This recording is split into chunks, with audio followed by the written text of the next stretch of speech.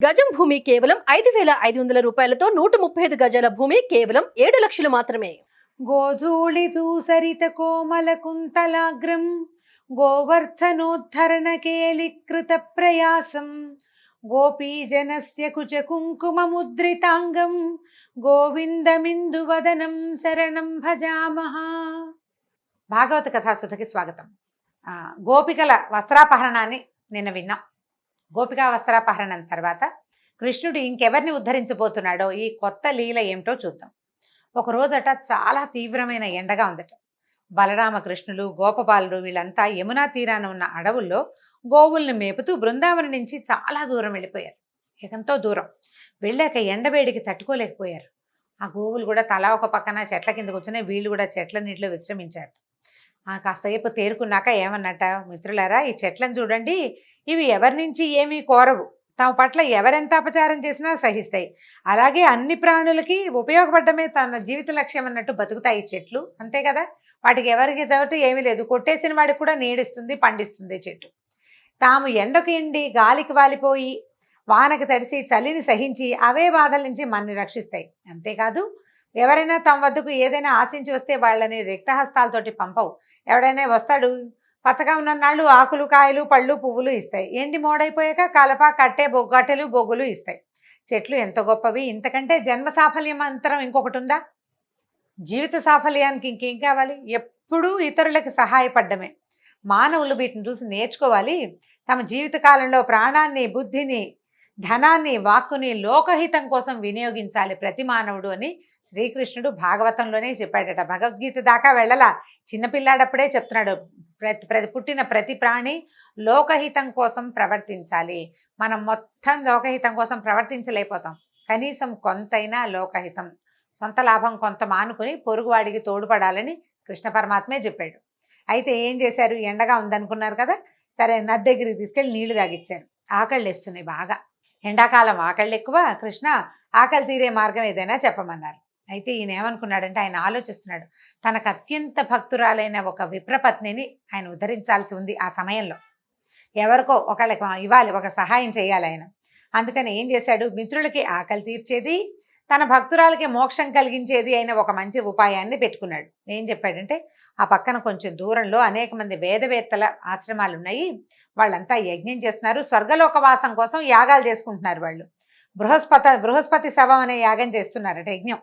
అయితే మీరు వాళ్ళ దగ్గరికి వెళ్ళండి, బలరామకృష్ణులు మాకందరికీ అన్నం పెట్టమని అడుగుతున్నారని అడగండి అని చెప్పాడు. చెప్పేసరికల్లా ఈ గోపబాలురంతా ఆ యజ్ఞవాటికి దగ్గరికి నడిచిపోయారు. యజ్ఞవాటికలో ఉన్న వాళ్ళకి దండం పెట్టారు, చేతులు జోడించి, అయ్యా బ్రాహ్మణోత్తములారా, బలరాముడు కృష్ణుడు మమ్మల్ని పంపారు, వాళ్ళిద్దరూ మేమును చాలా ఆకలితోటి ఉన్నాం, మాకు అన్నం పెట్టమని మిమ్మల్ని అడగమన్నారు అని చెప్పారు. చెప్పేసరికల్లా పైగా మీరు యజ్ఞం చేస్తూ దీక్షలో ఉన్నారు, ఈ దీక్షలో ఉన్న వాళ్ళు తాము వండుకున్న అన్నం తాము తిన్నా ఇతరులకు పెట్టినా తప్పు లేదని చెప్పమన్నారు. మీరు యజ్ఞ దీక్షలో ఉన్న వాళ్ళు అన్నం వాళ్ళు తినచ్చు, ఇంకొకళ్ళకి పెట్టచ్చు, తప్పు లేదని చెప్పమన్నారు. కాబట్టి మీరు సమస్త ధర్మాలు తెలిసిన పెద్దవాళ్ళు బలరామకృష్ణులకి అన్నం పెట్టండి, మాకు కూడా అన్నం పెట్టండి అని అడిగారు. ఈ విప్రులు స్వర్గము మొదలైన అంటే ఏమనాలి, అల్పమైన విషయాలు, చిన్న విషయాల పట్ల మాత్రమే ఆసక్తిగా ఉంది. విస్తారంగా కర్మలు చేయటమే జీవన సాఫల్యం అనుకునే చాలా చిన్న బుద్ధి. వీళ్ళకి భగవంతుడిని తెలుసుకునే ఉపాయం మీద దృష్టి లేదు. స్వర్గారోహణ ఎలా స్వర్గాన్ని పొందాలి అనే దాని మీదే ఉంది. పైగా దానికి తోడు ఏంటంటే, మూర్ఖులు, తమంత జ్ఞానులు ఎవరు లేరన్న ఉద్దేశం ఉన్నవాళ్ళు. భగవంతుడిని తెలియని వాడిని మూర్ఖుడనే కదా అనాలి. అక్కడి నుంచి సాక్షాత్తు భగవంతుడే గుమ్మంలోకి వచ్చి అన్నం అడిగినా విన్నట్టు ఉండిపోయారు. అన్నం పెడతామని అనలేదు, పెట్టమని సమాధానం చెప్పల. గోపబాలుడు వెనక్కి తిరిగి వచ్చేసారు. ఇక నిరాశగా వచ్చారు. అప్పటికే ఎండ మార్చేస్తోంది, ఆకలి కడుపుతో నకనకలాడుతూ వెనక్కి వచ్చారు. అయితే బలరామకృష్ణులకి చెప్పారు, ఇలా జరిగింది. వాళ్ళు ఏం మాట్లాడలేదని. కృష్ణుడు నవ్వేట, ఏదైనా ఒక పని చేయాలంటే ప్రయత్నం చేస్తూ ఉండాలి. మనకు అన్నం కావాలి, ప్రయత్నం చేయొద్దు. వాళ్ళని అడిగావు, వాళ్ళు కాదన్నారు, ఇంకోళ్ళని అడుగు, ఇంకో ప్రయత్నం చేయాలి కదా. ఒక ఉపాయం ఫలించకపోతే ఇంకో ఉపాయం ఆలోచించాలి.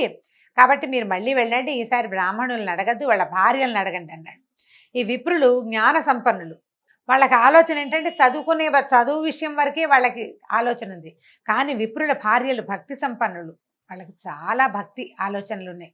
వాళ్ళకి ఏంటంటే అన్నిటికీ ఎప్పుడు నిరంతరము పరమాత్మ మీదే లగ్నమైన మనసు కలిగిన వాళ్ళు. విప్రపత్నులు విష్ణు కథలు విన్నారు, వాటిని మననం చేసుకున్నారు, వాటినే ధ్యానం చేసి ధన్యులయ్యారు. వారు శరీరాలతో సంసారాల్లో ఉన్నారు, కానీ వాళ్ళ మనసుల్లో మాత్రం విష్ణువే ఉన్నాడు ఖచ్చితంగా. కాబట్టి కృష్ణుడు అన్నం అడుగుతున్నాడు అని చెప్పమన్నారు. ఈ పిల్లలు మళ్ళీ గోపబాలురంతా వెళ్ళారు. భార్యలు కూర్చునేందుకు ప్రత్యేకంగా ఒక పక్కన ఒక శాల ఉందట. ఈ యజ్ఞంలో ఉన్న మగవాళ్ళంతా బ్రాహ్మణులంతా యజ్ఞం చేసుకుంటుంటే వాళ్ళ భార్యలు కూర్చోడానికి ఒక పెద్ద శాల కట్టి ఉంది, కూర్చునున్నారు. వాళ్ళంతా చక్కగా అలంకరించుకుని చక్కగా లక్షణంగా కూర్చునున్నారు. ఉండేసరికల్ గోపబాలుడు నమస్కారం చేసి చెప్పారు వాళ్ళకి, కృష్ణుడు ఆవులు మేపుతూ ఇంటి నుంచి చాలా దూరం వచ్చేసాడు. అతను అతని అనుచరులమైన మేము వాళ్ళ అన్నయ్య అయిన బలరాముడు కూడా ఆకలితోటి ఉన్నాం అని చెప్పి మా అందరికీ అన్నం పెట్టమని అడగమన్నాడు అని అడిగేసరికల్లా ఈ మన విప్రపత్నులు, ఈ బ్రాహ్మణ స్త్రీలు అప్పటికే ఈ కృష్ణుడి సంగతులన్నీ విని ఉన్నారు. కృష్ణుడు సాక్షాత్ శ్రీమన్నారాయణ అనే భావనతో కూడా ఉన్నారు. పరమాత్మే అడగడం తమది పూర్వజన్మ పుణ్యం అనుకుని ఏం చేశారు, వెంటనే గబగబా నడుం కట్టి వంటలు చేసేసారు. చకచక అందరూ కలిసి షడ్రుచులతో అనేక పదార్థాలు ఉండి పెద్ద పెద్ద పాత్రల్లో పెట్టుకున్నారు. భర్తలు, సోదరులు, బంధువులు, పుత్రులు అందరూ స్త్రీలను అన్నం మోసుకెళ్ళొద్దు అని కేకలేశారు. అయితే ఏంటంటే నదులకి ఎన్ని కొండలు అడ్డం వచ్చినా అవి సముద్రం వైపే దారితీస్తాయి. అయినా కూడా వీళ్ళు ఏం చేశారు, అలాగే ఈ విప్రపత్నులు ఎవరు వద్దన్నా సరే ఈ అన్నపాత్రలు అవి మోసుకుంటూ కృష్ణుడు ఉన్న చోటుకి వెళ్ళారు. వాళ్ళల్లో ఒక ఆమె భర్త గట్టిగా అడ్డుకున్నాడు. ఆమెను వెళ్ళని వాళ్ళ చేతులు గుచ్చేసుకున్నాడట. వెళ్ళనిపోయేసరికల్లా ఆమె ఉండిపోయింది అక్కడే. మిగిలిన వాళ్ళంతా వెళ్ళిపోయారు. వెళ్ళంగానే వాళ్ళని చూసేసరికల్లా వాళ్ళకి ఏమనిపించిందంటే తమ జీవాత్మ పరమాత్మలోకి చేరిపోతున్న భావన కలిగిందట. ఆ దివ్యమంగళ స్వరూపాన్ని చూస్తూ ఉండిపోయారు. అప్పుడు ఏం చెప్పాడంటే కృష్ణుడు నవ్వుతూ చెప్పాడట, విశ్వంలో ఉన్న సమస్త జీవులకి ఆత్మని నేనే, ప్రపంచంలో ఉన్న ప్రతి ప్రాణిలోనూ ఉన్నది నేనే, కానీ అందరికీ నా పట్ల సమానంగా భక్తి ఉండదు. ఒక్కొక్కడు నన్ను నమ్మడు కూడా, నమ్మని వాడు ఉంటాడు. కొందరి భక్తి ఏంటంటే ఫలాపేక్షతోటి ఉంటుంది.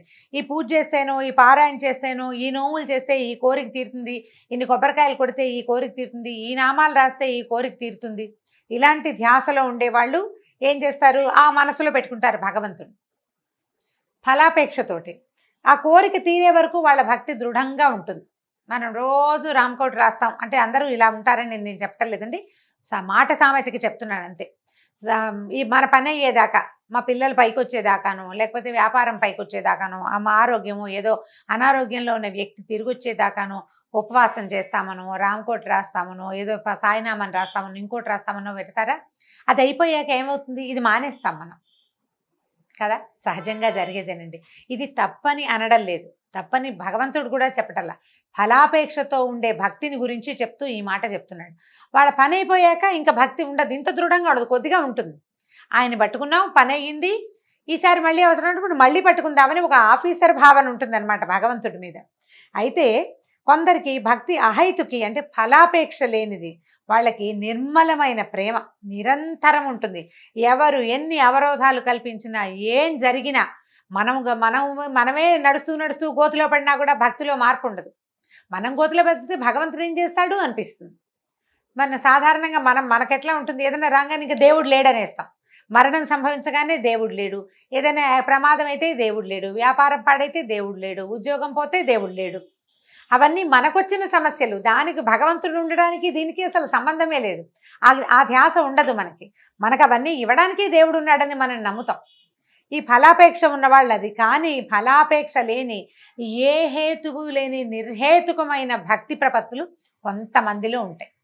ప్రత్యేకమైన వ్యక్తులు, సాధారణ జీవితాలు గడపరు వాళ్ళు, మనలాగా ఉండకపోయి ఉండొచ్చు బహుశా.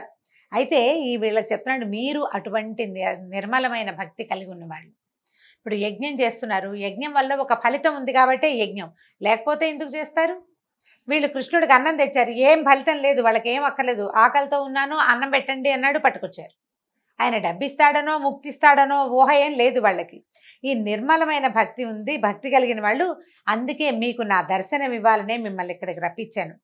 మీరు వచ్చిన పని పూర్తయిపోయింది, నన్ను చూసేశారు కదా, ఇంకా మీరు వెనక్కి వెళ్ళిపోండి, మీ భర్తల యజ్ఞం పూర్తి చేసేందుకు సహకరించండి అనేసరికి ఆ స్త్రీలు ఒప్పుకోలేదట. వద్దునైనా మేము వెళ్ళము, వేదాలు ఘోషించే మాటలు సత్యమని నిరూపించు, నీ పాదాంబోజాలు అంటే నీ పాదాలు చేరినటువంటి భక్తులకి ఇక ఈ భవాంబోతులు ఈ ప్రపంచంలోకి తిరిగి రావడం లేదు. ఎవరైతే వైకుంఠంలో స్వామి సాయుధ్యాన్ని పొందుతారో వాళ్ళకి మళ్ళీ పుట్టుక లేదు అని వేదాల్లో చెప్పబడింది. అది నిరూపించు, వేదాలు ఉపనిషత్తులు చెప్తున్నాయి. నిరూపించు, మేము నీ పాదాలు పట్టుకున్నాం, సర్వసంగాలు త్యజించేసాం, భర్తలు లేరు, కొడుకులు లేరు, తమ్ముళ్ళు లేరు, మామయ్యలు లేరు, అందరినీ వదిలిపెట్టి వచ్చేసాం, నీ పాద సేవా భాగ్యాన్ని మాకు అనుగ్రహించు, ఇంతకు మించి ఇంకా ఏమీ అడగమన్నారట. నీ పాదాల మీద పడిన తులసి దళం మాకివ్వు, అది 14 భువనాదుల మీద ఆధిపత్యం కంటే ఎక్కువ. మేము ఇప్పుడు వెళ్ళినా మమ్మల్ని వాళ్ళని తిరస్కరించి ఇక్కడికి వచ్చామని వాళ్ళు మమ్మల్ని కోపంతో భర్తలు కానీ బంధువులు కానీ పుత్రులు కానీ స్వీకరించరు. ఇది సహజంగా జరిగే కదా. నా మాట కాదని వెళ్ళావు, ఏమంటూ వచ్చావు, ఎక్కడి గురించి వచ్చావో అక్కడికే వెళ్ళిపో అంటారు, ఎవరి కోసం వెళ్ళావో అక్కడికే పొమ్మంటారు. లోక సహజంగా జరిగేది. వాళ్ళు ఒప్పుకోరు నాయన అంటే కృష్ణుడు చెప్పాడు గట్టిగా, నేను మీకు అనుజ్ఞిస్తున్నాను, మిమ్మల్ని దేవతలు కూడా తిరస్కరించలేరు, దేవతలు కూడా మిమ్మల్ని కాదనడానికి వీల్లేదు. మీ స్వజనులందరూ అంటే మీ తాలూకు పరివారం, భర్తలు, పిల్లలు, తర్వాత అత్తమామలందరూ చక్కగా గౌరవంగా ఆదరంగా స్వీకరిస్తారు. ఈ దేహంతో ఈ లోకంలో ఉండగా నాకు సమీపంలో ఉండాలని, నన్ను సేవించాలని అదే భాగ్యమని అని అనుకోకండి. నాకు దూరంగా ఉన్నప్పుడు అంటే నేను దూరంగా ఉన్నప్పుడు మీరు నా గురించే మాట్లాడుకుంటారు, ఇతరులు నా గురించి మాట్లాడితే శ్రద్ధగా వింటారు, నా రూపాన్ని మనసులో నిక్షిప్తం చేసుకుంటారు, నన్ను ధ్యానిస్తారు. భగవంతుడు దగ్గరలో ఉండటం కంటే దూరంలో ఉండటం చాలా గొప్ప విషయం అని చెప్తున్నాడు ఈయన. దూరంగా ఉన్నప్పుడే కదా ధ్యాస ఎక్కువ అవుతుంది, నా సాన్నిధ్యంలో ఉన్నప్పుడు అలా కుదరదు. కాబట్టి మీరు నాకు సమీపంలో ఉండాలని కోరుకోవద్దమ్మా. గృహిణులుగా మీకు జీవితంలో చాలా కర్తవ్యాలని, వాటిని శ్రద్ధగా నిర్వహించండి. ఆ ధర్మాన్ని పాటిస్తూనే మనసును నా మీద లగ్నం చేయండి, నాకు సన్నిహితులవుతారు, త్వరలోనే సాయుధ్యం పొందుతారని చెప్పి పంపించాడు. ఈ కృష్ణుడికి నమస్కరించి విప్రపత్నులంతా తమ తమ ఆశ్రమాలకు వెళ్ళిపోయారు. భర్తలు వారిని తమ మాట కాదని వెళ్ళారన్న భావాలే లేవు ఎవరికి. వాళ్ళ లోపలి భావాన్ని ఆ లోపల ఉన్న అంతర్జ్యోతే తుడిపేసింది. అందరూ సగౌరవంగా మామూలుగా ఉన్నారు, ఏమి ఇబ్బంది పెట్టలేదు. భార్యలతో కలిసి యజ్ఞం పూర్తి చేశారు. భర్త చేత అడ్డగించబడిన స్త్రీ మాత్రం ఒక ఆవిడ భార్యని వెళ్ళనివ్వలేదు కదా, ఆపేశాడు. ఆమె కృష్ణుడినే ఏకాగ్రంగా ధ్యానిస్తూ యోగం ద్వారా శరీరాన్ని విడిచిపెట్టేసిందట. కృష్ణుడు తక్షణం అనుగ్రహించాలనుకుంది ఆమెనే. ఆమె తాలూకు ఆత్మ భగవంతుడిలో లీనమైపోయిందట. ఈ బలరాముడు కృష్ణులు ఏం చేశారు, మిత్రులతో కలిసి ఈ విప్రపత్నులు తెచ్చారు కదా, బ్రాహ్మణ స్త్రీలు తెచ్చిన ఆహారాన్ని హాయిగా తిన్నారు. అప్పుడు బ్రాహ్మలు యజ్ఞం పూర్తయ్యేసరికి వాళ్ళు ఏం తెలుసుకున్నారంటే తమ భార్యలలో అంతకుముందు లేని తేజస్సుని, ప్రశాంతతని గమనించారు. భగవంతుణ్ణి సాక్షాత్ దర్శనం చేసిన వాడి ముఖంలో ఎలాంటి ప్రశాంతత వస్తుంది, ఎంత ప్రశాంతత, ఎంత తేజస్సు, ఎంత మనసు ఎంత నిమ్మళంగా ఉంటుంది. వాళ్ళు దేనికి హైరాన్ పడరు. వాళ్ళని చూసేసరికల్లా వీళ్ళకి అర్థమైంది కృష్ణుడి గురించి. వాళ్ళు విన్నారు, వాళ్ళకి తెలుసు కొంత, కానీ అయ్యో యజ్ఞం కోసం ఇలాంటి అవకాశాన్ని జారవిడుచుకున్నామే అని చాలా చింతించారట. మనం మంచి మంచి వంశాల్లో పుట్టేము, శాస్త్రోక్తంగా అన్ని షోడశ కర్మలు చేయించుకున్నాము, చక్కగా అన్నీ చేసాం, వైదిక కర్మల్లో నిష్ణాతులమయ్యాం, యజ్ఞాలు చేస్తున్నాము, చాలామందికి గురువులు అయ్యాం, కానీ పరమాత్మ మన వాకిట్లో నిలబడి పట్టెడు అన్నం పెట్టమంటే పెట్టలేకపోయాము. ఎంత యజ్ఞం మీదే దృష్టి పెట్టుకున్నాం, పక్కనే చేతికి అందొచ్చిన పరమాత్మని మనం గుర్తించలేకని దురదృష్టవంతులం అయిపోయామని చాలా చింతించారు. యజ్ఞం చేసే దేశ కాలాలు, యజ్ఞ విధాలు, ఋత్విక్కులు, వాళ్ళు చదివే మంత్రాలు, అగ్నులు, ఆ అగ్నుల్లో వేసే వివిధ ద్రవ్యాలు, ఆ హవిస్సులని అందుకునే దేవతలు, యజ్ఞం చేసే యజమాని, యజ్ఞ ఫలము అన్నీ శ్రీమన్నారాయణుడే అని వేదంలో చెప్పబడింది. అదంతా చదువుకున్నాం మనం, చదువుకున్న విద్యార్థులకు కూడా చెప్పాం. కానీ స్వయంగా వాకిట్లో నిలబడినటువంటి యజ్ఞ పురుషుణ్ణి మాత్రం నిరాదరించాము. యజ్ఞం పూర్తి చేసి ఏం పొందాం, మనం పొందిందేమిటి, పోగొట్టుకున్నదేమిటి అని ఆశ్చర్యంగా ఆలోచించుకున్నారు. వాళ్ళు సిగ్గుపడ్డారు వాళ్ళ తాలూకు ప్రవర్తన పట్ల. మనం యజ్ఞం చేసేది ఎవరి కోసం అయితే యజ్ఞం చేస్తున్నామో అతడు వచ్చి వాకిట్లో నిలబడ్డాడు, ఆయన్ని వాకిట్లో నుంచే వెనక్కి పంపేశాం. యజ్ఞం వల్ల ఫలితం వస్తుంది, క్రియ వల్ల ఫలితం రాదు కదా, కర్మలతోటి ఫలితాలు రావు. దాంతో వీళ్ళు ఏమనుకున్నారు, చాలా బాధపడిపోయారు. అయ్యో, ఏ శాస్త్రాధ్యయనము లేని మన భార్యలకి భగవంతుడి పట్ల నిశ్చలమైన భక్తి ఉంది, వీటన్నిటికంటే యజ్ఞాది కర్మల కంటే భక్తి గొప్పదని వాళ్ళు నిరూపించారు. వెంటనే గుర్తించి సేవించారు, తరించారు. అప్పుడు దండాలు పెట్టుకున్నారనమాట. చేసిన అపరాధాన్ని మన్నించు, మేము ఇంత తప్పు చేశాము, ఎక్కడో ఉన్నాడు, ఈ దగ్గరలోనే ఉండుంటాడు, అడవిలో భోజనాలు చేసి ఉంటారు కదా, వీళ్ళు పట్టుకెళ్ళిన అన్నం అంతా తిని ఉంటారు, వాళ్ళు ఇక్కడే ఎక్కడో ఉంటాడు, వెళ్దామని వాళ్ళకి కోరిక కలిగింది, కానీ ఒకవేళ వెళ్తే రాజ్యాన్ని పాలించే కంసుడి ఆగ్రహానికి గురవుతామేమోనని భయం వేసింది. దాంతో సర్దుకుని ఊరుకున్నారు, ఇంక ఏమీ చేయలేకపోయారు. మొదటిసారి చూడండి, కర్మల లంపటంలో అంటే ఈ యజ్ఞం మీద ధ్యాసతోటి కృష్ణుణ్ణి గుర్తించలేకపోయారు. రెండో అవకాశం వచ్చినప్పుడు అంటే వెళ్ళి చూసేందుకు తమకు అవకాశం ఉంది, తెలుసుకున్నారు పరమాత్మేనని తెలుసుకున్నారు. కానీ వీళ్ళకి ఏంటంటే దర్శించాలనుకున్న వాళ్ళకి అలవాటైన తర్కము, ఆలోచనలు. అంటే ఇప్పుడు వెళ్తే కంసుడు ఏమంటాడు, రేపొద్దున యజ్ఞాలు చేసుకొని ఇస్తాడు, చేసుకొని అంత దూరం ఆలోచించారు. భగవంతుని చూసే అవకాశం వచ్చినప్పుడు కుతర్కాలేకపోతే ఇంకేముందండి, అవకాశం పోయినట్టే. ఆ రకంగా బ్రాహ్మణులంతా అవకాశాన్ని పోగొట్టుకున్నారు. ఈ సమస్త లోకాధిపతిని దర్శిస్తే మధురాధిపతికి కోపం వస్తుందేమోనని ఆలోచించారు. అందుకంటే చెప్తారు, ఆకాశం అంత జ్ఞానం కంటే ఆవగింజంత భక్తి మిన్నా అని చెప్తారు పెద్దవాళ్ళు. అనేక సార్లు చెప్పినా కూడా చెప్పగా ఇప్పుడు మనకి వ్యాసుల వారు చాలాసార్లు ఇది చెప్తూనే వచ్చాడు. భగవద్గీతలో ఎన్నోసార్లు వింటాం. దానికంటే ఇది ముఖ్యమైనది, కర్మల కంటే భక్తి ముఖ్యమైనది అని వ్యాసుల వారు ఎన్నిసార్లు చెప్పారు ఈ మాట. భారతము, భాగవతము, మనం తర్వాత ఏమో భగవద్గీత లాంటివి చదివిన, రామాయణంలోనూ ప్రతి చోట భక్తి శ్రద్ధ చాలా ముఖ్యమైనవని, యజ్ఞాలు హోమాలు చేయొద్దని కాదు, కర్మలు చేయొద్దు అన్న భావం అసలు లేనే లేదు. అవన్నీ చేస్తూ వాటితో పాటు భక్తి శ్రద్ధ అనేవి చాలా ముఖ్యమైనవి. ఇప్పుడు యజ్ఞమా భగవంతుడా అంటే ఏదని తేల్చుకోవద్దు. నువ్వు తేల్చుకోలేకపోతున్నావంటే నువ్వు ఇంపార్టెన్స్ కర్మలకు ఇస్తున్నట్టు. వీళ్ళు చేసిన పొరపాటే అది.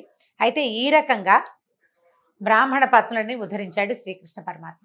దీంతో భాగవత కథా సుధ ఇవాల్టి భాగం పూర్తయింది. వచ్చే భాగంలో మళ్ళీ కలుసుకుందాం. నమస్కారం.